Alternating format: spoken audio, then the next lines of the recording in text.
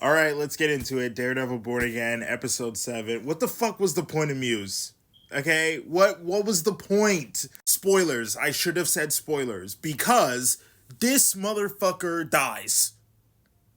We get one episode where he fights Daredevil, then one episode where we figure out his whole deal, and then he dies. And I've seen people go like, oh, well, this is not the end of Muse, because, Muse in the comics, he has powers, he has super strength and durability or whatever the fuck. And I'm like, they're clearly not doing that, right? They're just not. But overall, I didn't hate this episode. I just really don't like what they did with Muse. Like, everything that was going on with Fisk and how, yeah, he's like visibly shaken by the fact that Daredevil's back because he's like, Daredevil fucking ruined my life and I hate that nigga, bro. I hate him so fucking much. Direct consequences for Matt's personal life, being Daredevil again, where he's fallen into bad habits again. He's lying to the people closest to him like he did with Karen and Foggy originally, but now with Kirsten and his girlfriend Heather. I like how he's now at odds with Cherry in this episode. I'll be honest, we don't get a lot from Matt's supporting cast or his new supporting cast like Kirsten or Cherry,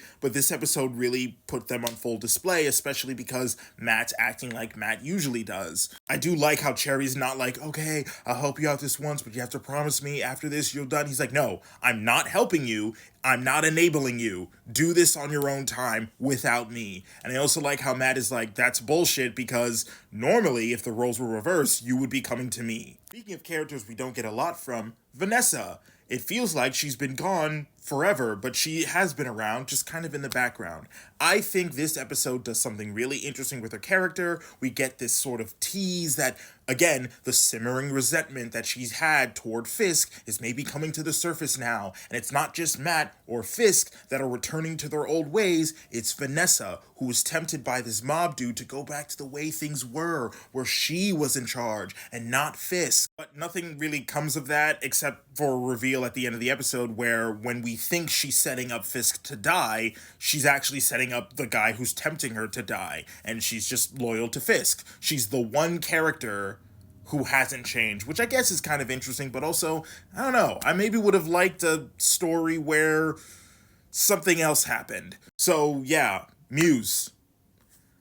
What was the point of him? What was the point of him? Why was he in all the advertisements, and why did we see him throughout the season if he was only ever going to end up being a villain of the week that gets dispatched in one episode? I like what we get of Muse, but I don't like how it comes after only the second episode where he plays a major role. Literally everything that happens here regarding this character feels like the ending planned for a story that lasted an entire season, where we saw the pieces fall into place, the investigation of who Muse is, who could he be, what are his motivations, and ultimately why he would do what he does at the end of this episode.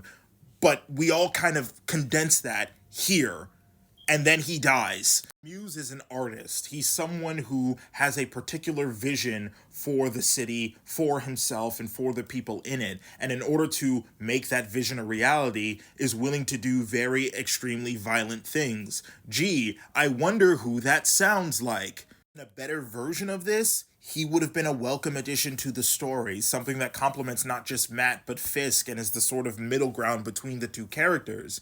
But here, he's just disposable fodder, which really sucks. Look, overall, not a terrible episode, despite my problems with the way they handled Muse and how he definitely could have played a much bigger role in the overall course of the narrative.